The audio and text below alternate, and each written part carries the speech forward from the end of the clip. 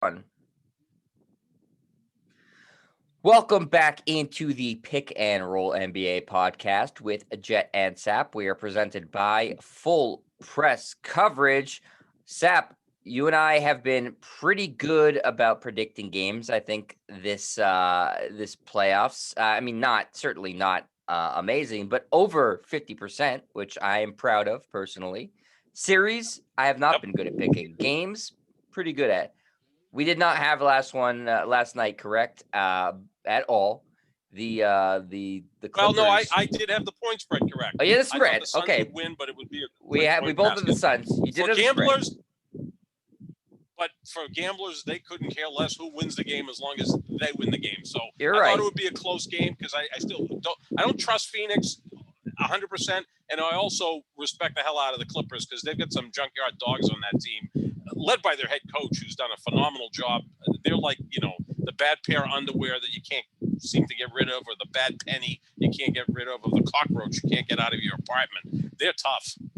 Yeah, no, you're right. You did nail the spread. I have to give you credit for that, absolutely. And yeah, Ty Lue's record in elimination games is phenomenal, as is his record in closeout games. They're both outstanding, and he's proving to be just a tremendous head coach. And so he gets a lot of credit last night as the Clippers survive to force a game six in this series. They win 116 to 102.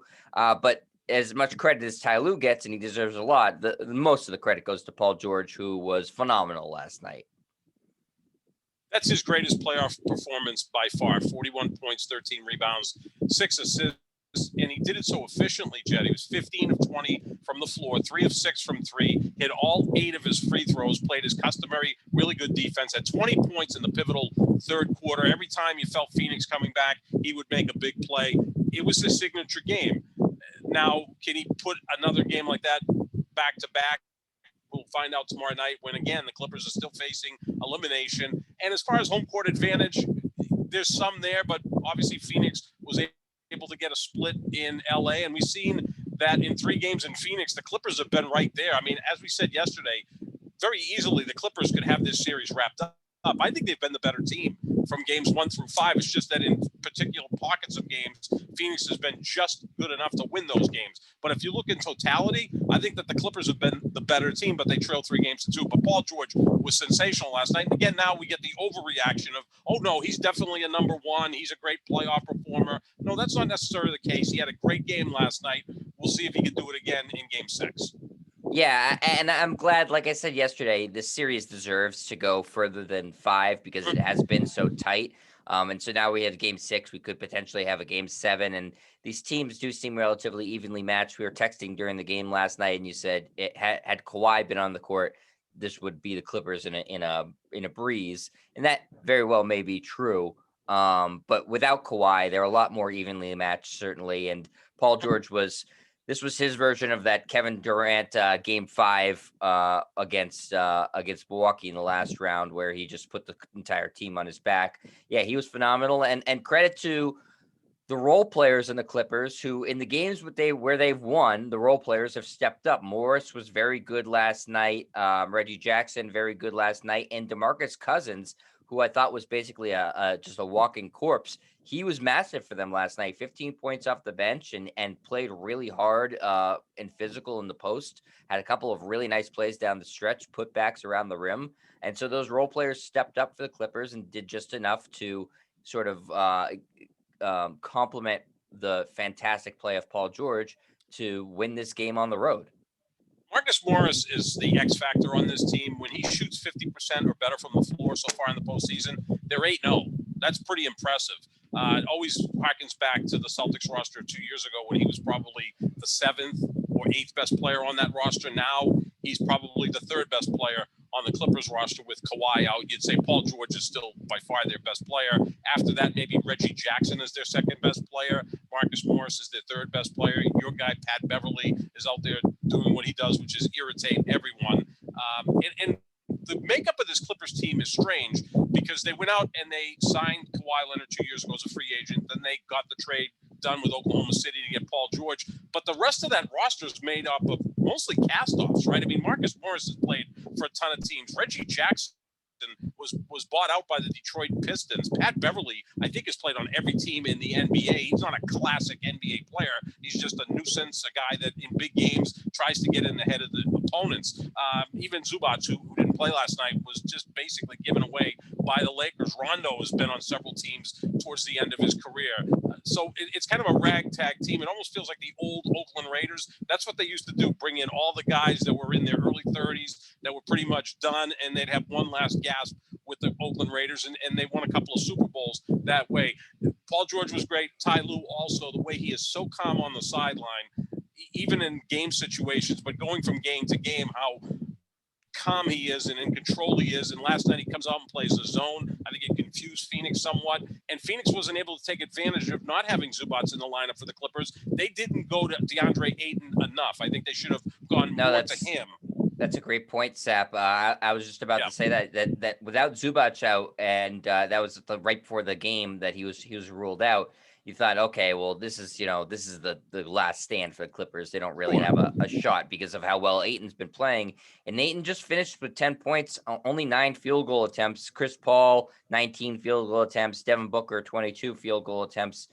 So you want Ayton to have more than that. He should be at least in double digits. I know 9 is close to 10, but I'm talking about 15 plus for DeAndre Absolutely. Ayton. Especially considering how efficient he is, and he's actually historically efficient this postseason. He's been putting the ball in the rim at a field goal percentage that is among the best of all time for a given playoffs. They didn't use him nearly enough with that massive matchup advantage that you just mentioned, Sap, and this was statistically his worst game of the series. And it's not like he played poorly. The usage percentage was really low for him. Couldn't get him the ball. Again, the Clippers packed in and dared the Suns to beat you from the outside. And other than Devin Booker, their perimeter guys had problems out there. Although Cam Johnson, who's a very nice player, when he comes off the bench, he gives you 20 minutes of efficient play. In fact, he played much better than either Jay Crowder or Mikal Bridges last night. So I think you may see more of Cam Johnson in Game 6 when it moves to the Staples Center. The other thing, too, is you look at Chris Paul and Devin Booker. The last 3 games since Chris Paul's been back, combined, they're 41 of 125. That's 33% from the floor. Those are 2 all-star players. I mean, Chris Paul was top 5 MVP. We know how good Devin Booker is. Yes, he's playing with that broken nose. I think it has had some impact on him. But to shoot 41 of 125 over a 3-game stretch, that's horrific. And it's going to fall on those guards to be better in Game 6, because I think Ty Lue's going to cook up something on defense and say, well, you guys aren't shooting well. We're going to dare you to try to beat us. Yeah, and I think that Monty Williams got a little bit desperate last night too, because some of those things weren't working, especially efficiency-wise. So he went deep into his bench last night. He played 1, 2, 3, 4, 5, 6 guys off of his bench last night, which is very atypical in a playoff game, especially one that's not a blowout, which last night was not. I mean, the final score indicated it was more of a blowout, but it really wasn't.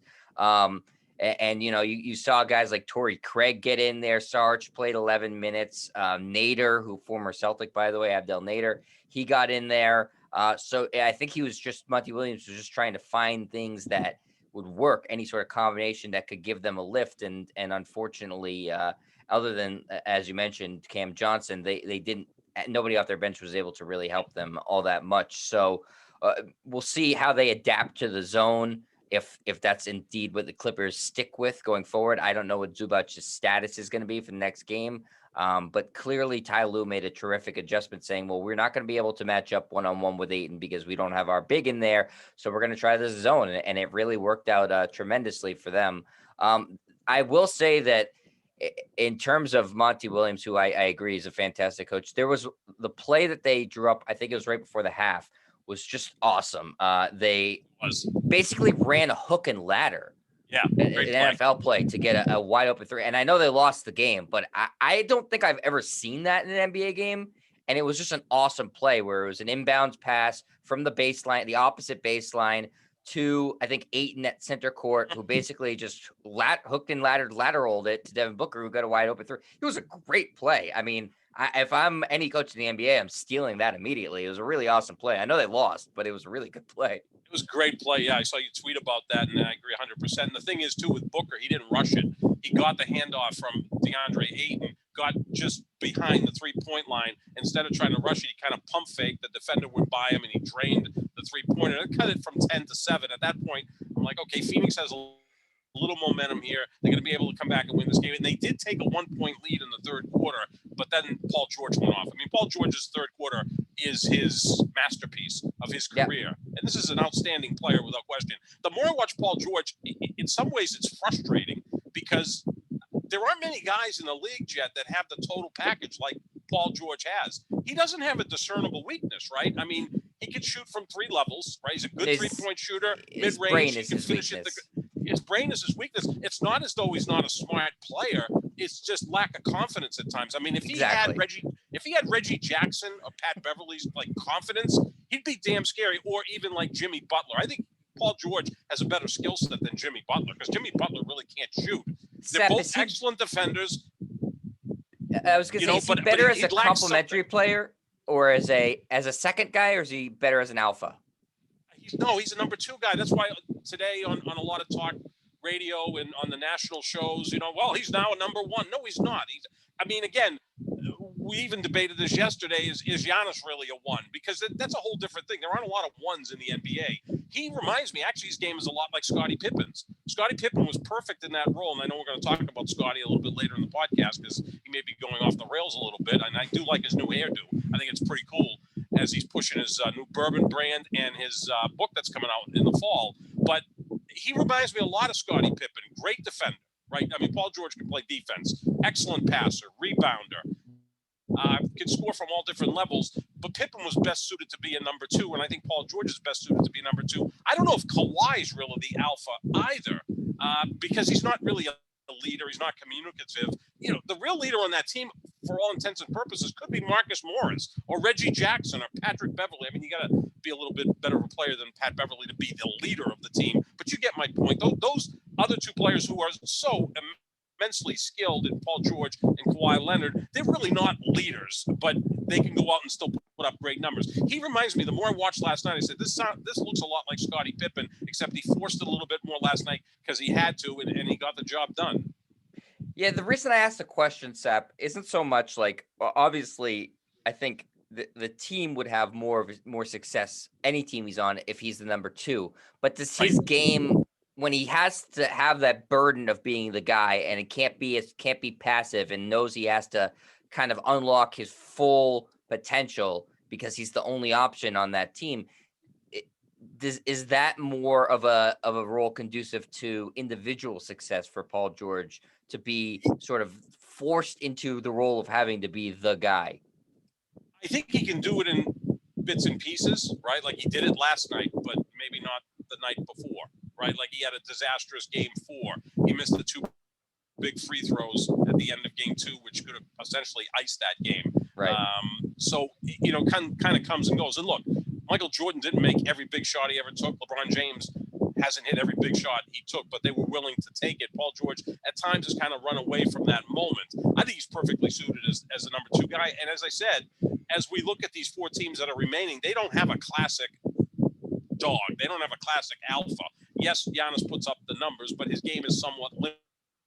Trae Young he's too small to be the guy. I mean, you're not generally going to have a 6-foot point guard lead you to a championship. I mean, the last one that really did it was Isaiah Thomas, but he had a great cast around him. Steph Curry a little bit bigger, and he had a great cast around him. So, these 4 teams that are left, one of them is going to win the championship somehow, by default maybe, but I wouldn't put Paul George in that class. But as a talent, my Lord, he does everything out there. That's why when I always compare Jason Tatum to him, people would push back, no, Tatum's got to be better than that. I'm going, well, yeah, maybe he has to be better than that, but does Jason Tatum really have a better skill set than Paul George? I mean, Paul George is a better defender, a better passer. I think Tatum might be a slightly better rebounder, or they're about the same. And I think Tatum infinitely is a better shooter than Paul George, but not by much. I mean, this guy heats up. He can stretch it out quite a bit. So I think he's a player who is less than the sum of his parts, the opposite of Jimmy Butler, who's a player who's more than the sum of his parts. That's why if you could have taken Butler's DNA and heart and balls and attitude and stuck it into Paul George, you'd have LeBron James. You'd have that level of player, but it doesn't work that way. Yeah, I wouldn't have LeBron. I don't want to put too much pressure on these guys. LeBron's a completely different animal than everyone else. But you get my point. You'd have Kevin No, I get what you're saying. I mean, he is. I agree with you that he is at times maddening because you see so much talent, and he is wildly inconsistent, especially in the postseason, where it's so unusual to see a player of his caliber have games that are just complete no-shows. I mean, that is rare. People have off games, but not games like he's had before, where he's had 2 of 20 shooting from the floor. He had a 5-point game in an elimination game playing alongside Russell Westbrook. That's weird. That's not good. You're not going to see LeBron do that. You never saw Jordan do that.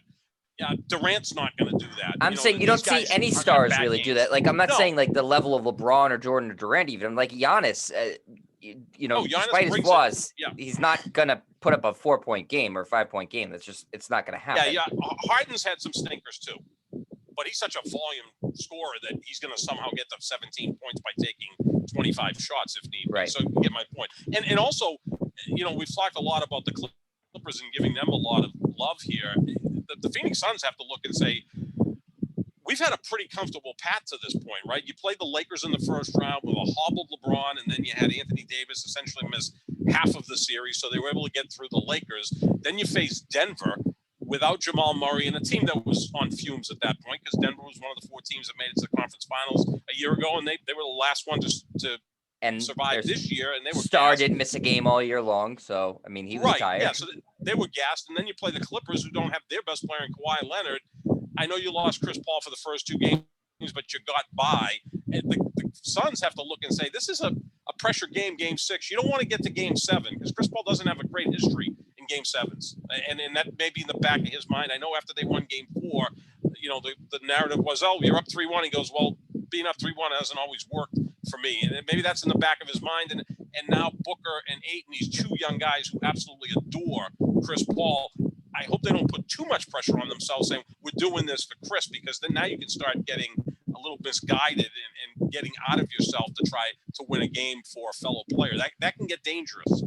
No, the Clippers are to their credit, very difficult to put away. I mean, they've proven to be very difficult. They're like the boxer you keep, who has an unbelievable chin. You keep punching him right in the face and he just won't go down. Yeah. You're saying, man, go down, stay down. They won't do it. So yeah, this is a big game. A lot more, the Clippers, as strange as it sounds, are playing with somewhat house money here because Kawhi is out. And they're in their first conference final. So people are just, happy that they've gotten to this level to a degree. The Suns are the prohibitive favorites, but they need to be able to put them away. And closeout games are not easy in the NBA, especially for teams that have not done it before. And the Suns have not closed out a team like this before in this sort of setting. Even Chris Paul hasn't. I think there's more pressure on Chris Paul than any player in this postseason. There's a lot of pressure on Giannis to break through and win a championship, but Giannis is also 8 years younger than Chris Paul. And look, this is a great opportunity for all of these teams because Brooklyn had a lot of injuries. The Lakers had injuries. Golden State's going to be better next year when Klay Thompson comes back. So I think the field is going to be tougher next year than it is right now. All 4 of these teams can look, maybe with the exception of the Atlanta Hawks, and say, we've got a real opportunity to win a championship here because the path is opened up for us. Here's Chris Paul at 36 years old. This may be his last best chance to win a championship, and that changes his legacy. Giannis has a lot of pressure as well, but again, he's only 28. More pressure on Chris Paul than anybody else in these playoffs right now, and he's going to have to step up and play better than he has in games 3, 4, and 5. Yeah, absolutely. He is, and like I said, those closeout games are difficult, Sap, and they, as you mentioned, they were able to get by the Lakers, a very hobbled Lakers team that seemed to have kind of given up after Anthony Davis was out. So I don't think they were playing particularly hard. The Lakers, Denver, they closed them out because they swept them. They had no problem with them. There was no pressure really there towards the end of that series. And this is the first team that's really challenged the Suns in this postseason after the first couple of games with the Lakers, where those guys went down with Anthony Davis went down with injury. This is the first team that's really pushed back and said, we're not going to make it easy for you. So that presents a different challenge, and we'll see if Phoenix is up for it. But there again, the Clippers are not going to lay down. No, they're a tough bunch. They are as tough as a $5 steak. Yeah. All right, Sap. Let's move on to the game tonight. The Bucks and the Hawks in game 4 of this series. The Bucks are up 2-1. This game is in Atlanta. The spread on it is 6.5 points favoring Milwaukee, so favoring the road team. How do you see it playing out? I think it's going to be a close game. I know Trae Young is questionable. I guess there's a chance he plays, and if he does, how limited he's going to be. He's a 6-foot point guard who relies on quickness. He has that problem with his right foot, which has got a bruise in the ankle from stepping on the official, and that's a tough injury to deal with. The one thing is that a lot of his game relies on quickness, so he may be limited in that case. But if he's able to break down the defense, when he puts up those teardrop shots, those floaters, he's going to be jumping off his left leg, not his right leg. So he won't be hindered as much if he was a left-handed shooter, which you jump off your right leg. I think somehow Atlanta will keep this close. Again, they're like the Clippers. They look dead against the 76ers, and in 2 games came back to win after falling behind by 18 and 26 in separate games. They came back and won. Now, I think Milwaukee's a little bit better constructed to hold on to those leads than, say, Philadelphia is. But nonetheless, I think they'll keep it close. But at the end, I think Milwaukee will win because, again, it seems like Atlanta now, which was playing on a lot of emotion, a lot of confidence, they seem to be running into a wall somewhat. And they just don't have enough firepower for guys to create their own shots. You know, I mean, they're so reliant on Trae Young, not only scoring 30, but dishing out a dozen assists. Like John Collins and Clint Capella, they're so reliant on Trae Young. If he's not beyond 80%, they're going to be limited, and I think that Milwaukee will win. But I do think Atlanta keeps it close because Milwaukee has a tendency also of doing some mysterious things down the stretch and making the game closer than it should be.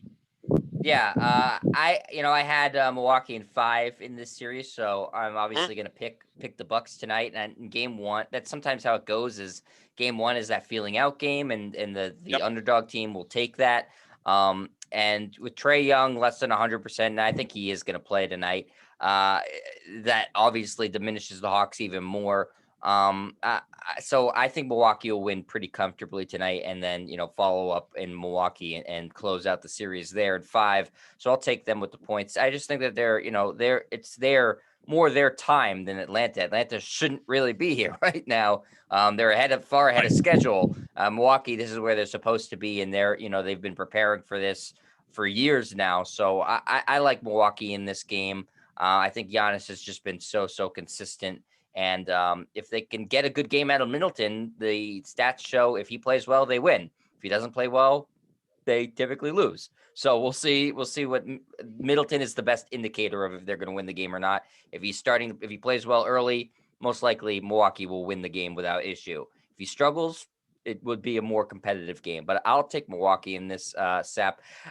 In terms of if Atlanta does get eliminated in a couple of days here, I do wonder if Capella and Collins are a little bit too redundant, and if they could maybe use one of them to try to get Trae Young some more scoring help, because they're both good players, obviously, but they do similar things. I know Collins has a little 3-point shot, and Capella can't score outside the paint, but I do feel like sometimes they're in each other's way because they're both such great athletes, and Trae Young could use more of a traditional second scorer next to him to take some of the pressure off.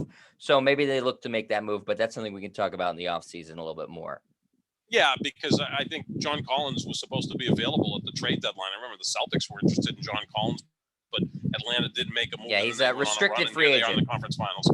Yeah, so I think that makes a lot of sense because you may not need both of those guys. You may need to get a secondary scorer for Trae Young, perimeter shooter, or someone that can create his own shot. They kind of lack that at this point. And again, you got Cam Reddish, who I think is going to be a fine pro, but not an all-star caliber pro, but he's been hurt. You expect to get him back next year and improving as well. Yeah. All right, Sap. So, that does it for our preview for tonight's game. We don't have to, keep talking about it because we'll see what actually happens.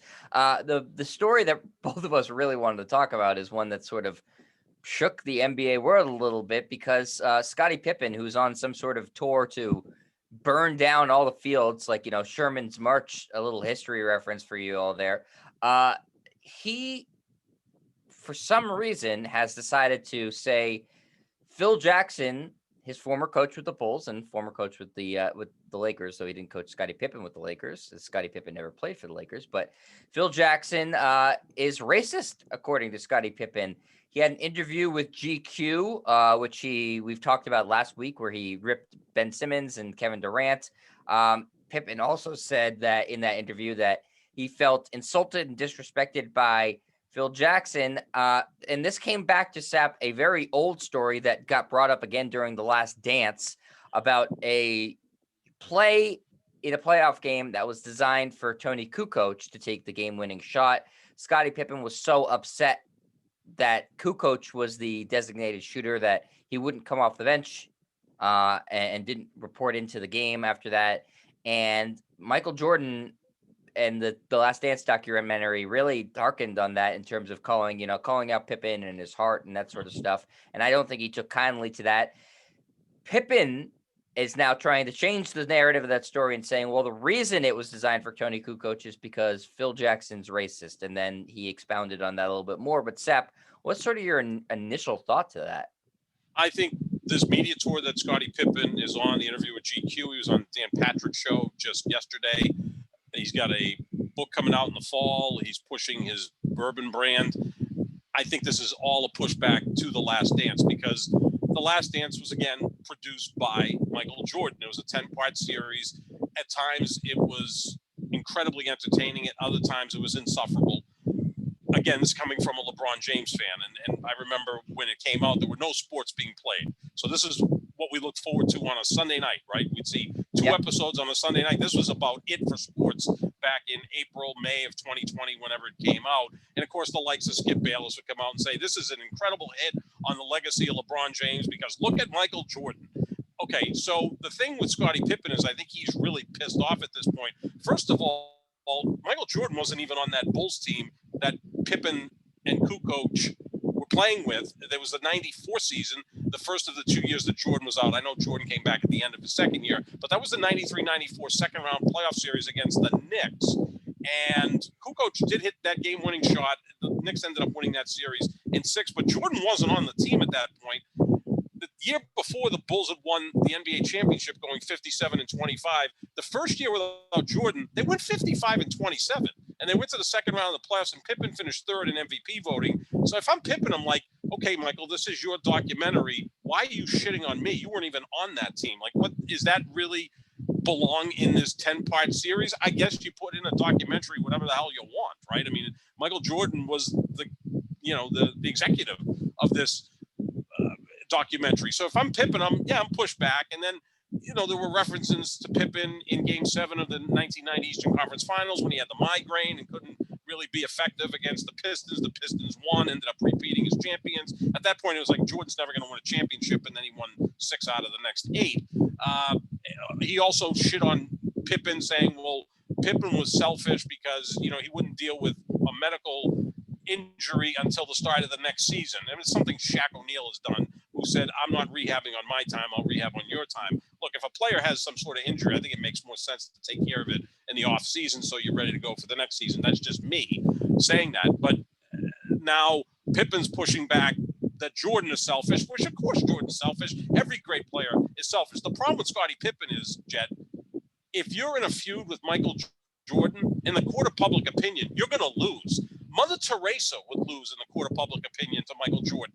He's the most respected, loved athlete I've ever seen. And Michael Jordan he is, like Donald Trump said, he could go out on Fifth Ave and shoot someone and his supporters would not blame him for that. Michael Jordan has the same love from his fans. They see nothing wrong with Michael Jordan. He could assault someone and they'd say, well, that person was just in the way. So Pippen's not going to win this at all. So is that why he's going at Phil Jackson to sort of be adjacent to Michael Jordan? Because I mean, it's a big claim to say Phil Jackson's a racist. First of all, I want to get this out of the way. I don't think that's true. I don't think you can survive as an NBA coach for as long as Phil Jackson didn't be racist. Point blank. I don't think it's possible. So I'll just throw that out there. With this specific instance, listen, I push back on Phil Jackson being the greatest coach of all time and stuff like that because he did coach great players. Though every great coach coaches great players. They go hand in hand. Uh, to say that Phil Jackson in a playoff game or any game was willing to put race ahead of winning the game No, sounds insane to me. And it and and does. and for Pippen to say that, yeah, you know what? Kukoc, the only reason he took that shot is because he was white, I was black. Phil Jackson wanted a white guy to get all the accolades. That is, it seems like at best a far stretch. At worst, I mean a salacious lie.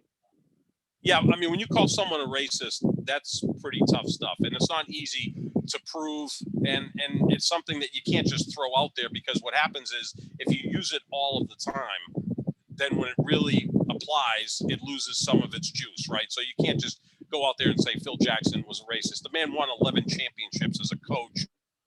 Uh, his best players were all black, right? Whether it's Jordan, Pippen, Kobe, or Shaq. So I think I don't think Michael Jordan would say that Phil Jackson was racist. If Kobe Bryant was ever asked that question, I'm sure he wouldn't say that, although Kobe did have his problems with Phil Jackson. And then they kind of patched things together, and Phil came back and won 2 more titles with Kobe. Shaq speaks glowingly of Phil Jackson. Shaq and Michael Jordan are the 2 guys that just, have all plaudits for Phil Jackson. Rightfully so. Dennis Rodman does too. Dennis Rodman as well. And then like he had to maneuver some huge personalities. Now, when you have that talent, that's great. But how many times do you say Brad Stevens is a great X and O coach, but he can't handle personalities? Well, Phil Jackson, I think he was a good X and O coach, but he was the best maybe ever at dealing with best ever. really difficult personalities, especially that second three-peat Chicago. You had Jordan, you had Pippen. Kukoc was someone who Jordan and Pippen pushed back against. In the 92 Olympics, all they had heard about is how great Kukoc was from Bulls management. They abused him in the Olympic they tortured games. him. They tortured him. And then you've got Dennis Rodman into the equation, and, just Jerry Krause hates Phil Jackson, who hates Jerry Krause, and everybody hates Jerry Krause. I mean, that was, talk about drama. That's why The Last Dance I agree. He's the best manager of personalities ever. He can handle chaos like no one else. In fact, I think he probably feeds off of that. So, no, he's not a racist. I mean, come on, that's tough to prove. But here it is. Scottie Pippen's trying to be relevant. I mean, he's been out of the league 20 years. We all know he's a great player.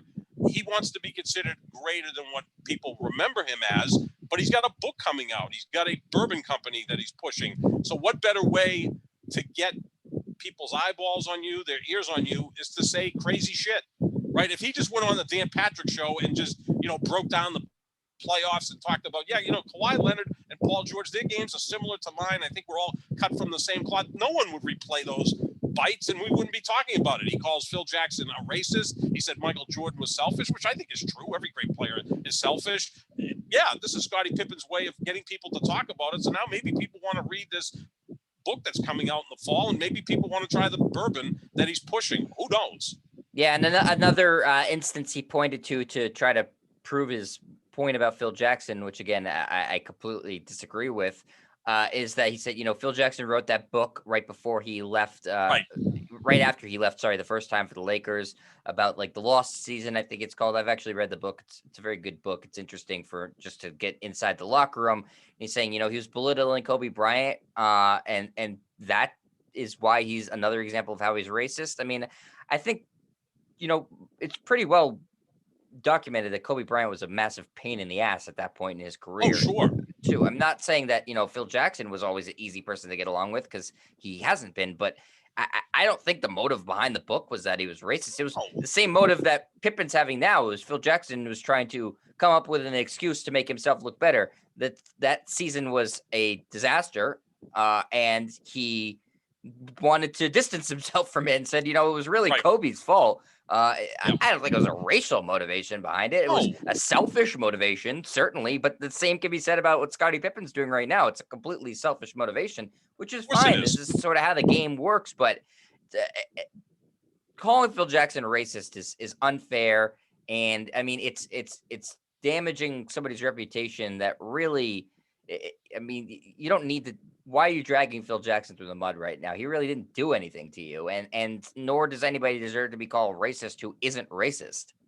here's the thing, Jet. We're talking about the NBA, which is 80% black. So in theory, 80% of the players we criticize are going to be black. Does that make us racist? No, we're just looking from a macro at certain things or a micro at other things, and we pontificate about it. If we criticize Paul George for not maybe being the mentally toughest player in the league, does that make us racist? No, we're looking at what we see and we're giving you our opinions. So if Phil Jackson had some derogatory things to say about Kobe Bryant, that was one of his two great players with the Lakers, right? Like he's not going to bring up, I don't know, Rick Fox or Smush Parker or someone else that was on those rosters, or Derek Fisher or someone else, like secondary role players. No, it's going to be what's going to sell the book, talking about Shaq and Kobe.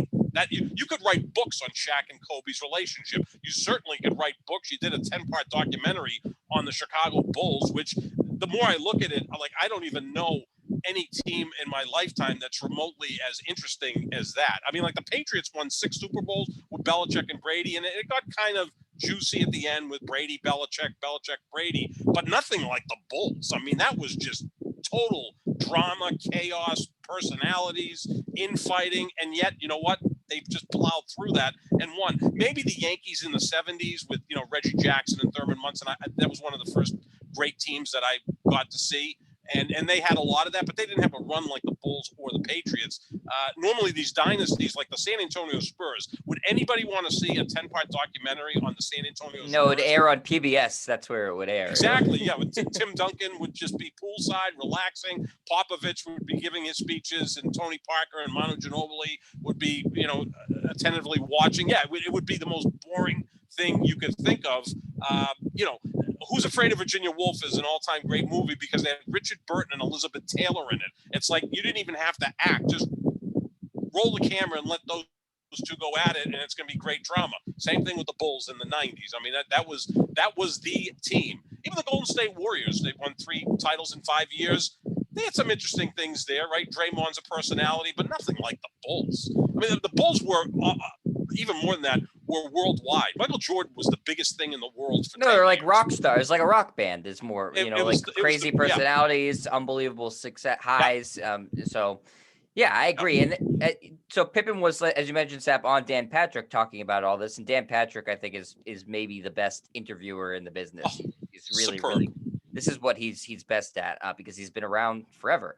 And so, he did push back on Pippen saying, you're calling him racist, to which Pippen said, yeah, I'm feel comfortable doing that. And then Dan Patrick also brought up the time that Michael Jordan passed the ball to Steve Kerr for the game-winning shot in the 98 finals and said, was that racist that, Steve Kerr hit a shot there? And Pippen said, well, that was all rehearsed, that Jordan rehearsed that moment talking about passing the ball, and that was staged for the media and it wasn't authentic. And so I don't know. He's all over the place here. That's the craziest part, Jen.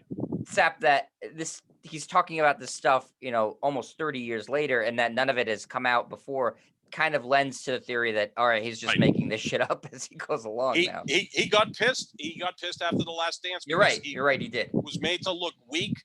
I think he was sympathetic when you found out what his background was, that, he grew up essentially living in extreme poverty. I mean, this poverty and this extreme poverty, his floors in his house were literally dirt.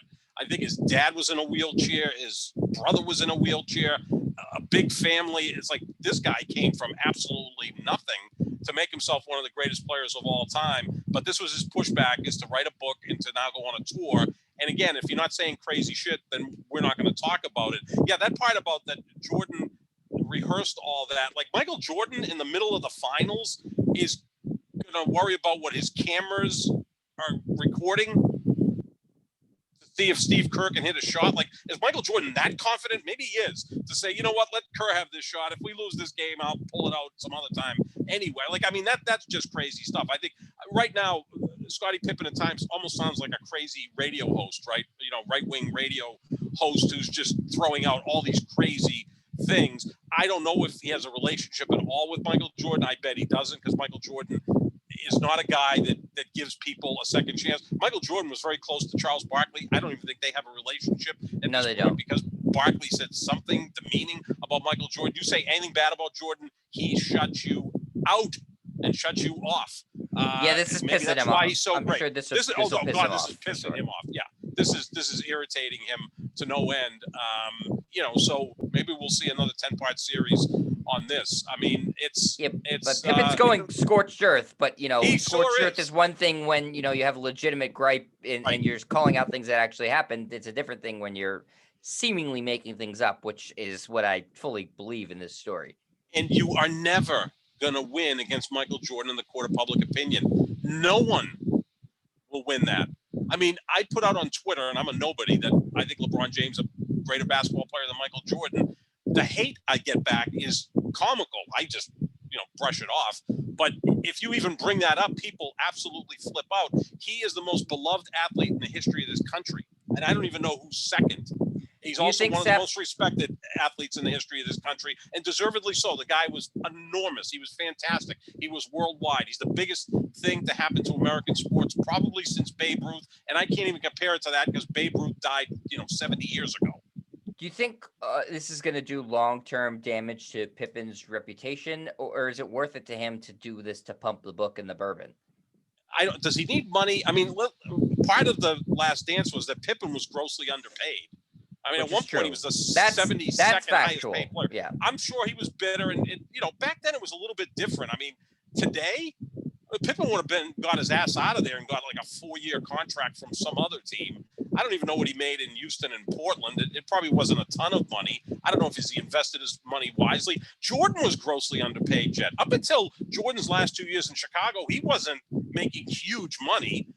He made huge money his last 2 years in Chicago, made big money in Washington, and then the Nike money has always been enormous for Michael Jordan and all the endorsements. Pippen didn't get those types of endorsements because it was Jordan's team. Pippen was the perfect Robin, right? I mean, like, that whole expression came from Jordan and Pippen, Batman and Robin, the perfect Batman and the perfect Robin. And that's why they were so successful. Pippen wants to rewrite history. Is it going to hurt him? I mean, I know he was doing some stuff with ESPN on the jump, and I thought he was pretty good. He's got that deep voice, and I think he's a bright guy. But now people are going to say, do we really need this guy on here? He's a little unhinged, although maybe that sells. I mean, there are unhinged people on TV. We know that. Yeah. So, I'm curious to see if he says any more crazy stuff as this book and bourbon label continue to be pushed, and he does more of the car wash media tour. Maybe we'll get him on, Jet. I'll try to reach out to get Scottie on. I like the hairdo too. He's got it all done up. But I think people are forgetting how great a player this guy was, because I think that the comps today are Kawhi Leonard and Paul George. Now, those guys score a little bit more because Pippen didn't necessarily have to until he played without Jordan, and he did average, I think, 23 points per game one year in the 90s, which is like averaging 26 or 27 now. But all the other things he did, he was a better rebounder than Jordan, a better passer, as good a defender. He just obviously didn't have the offensive arsenal that Jordan had. Certainly didn't have that killer instinct, that Mamba mentality. There I go again. I hate saying that, but you get my point. Sometimes you have to throw it in there. And again, that's more Kobe's coined the Mamba mentality, but Jordan's invented the Mamba mentality, I think. Yeah, again, I'm interested to see. I feel like this probably isn't the end of wild stuff that he's going to say, especially as the book gets closer to being released. So we'll keep an eye on that. But that's going to do it for us today here, Sap, at the Pick and Roll NBA podcast with Jet and Sap. We are presented by Full Press Coverage. Check out their website, fullpresscoverage.com, for this and other great podcasts and articles. Make sure you check out our Twitters at JohnSap25, at Jet Stryer, for all the latest on the show and different polls and stuff that Sap likes to put out. And I will notify you about really exciting plays that happen in the middle of basketball games. If you want to know that. And our YouTube, if you're not watching already, is youtube.com/JetStryer. The podcast can be found wherever podcasts are in fact found. Sap, we will be back tomorrow reacting to the Bucks game, and we will be previewing Game 6 of the Clippers and Suns series, and we'll see what other crazy shit Scottie Pippen has to say. So I will talk to you tomorrow, Sep, and make sure that you like and subscribe to our podcast, and we'll talk to you then, everybody. See ya.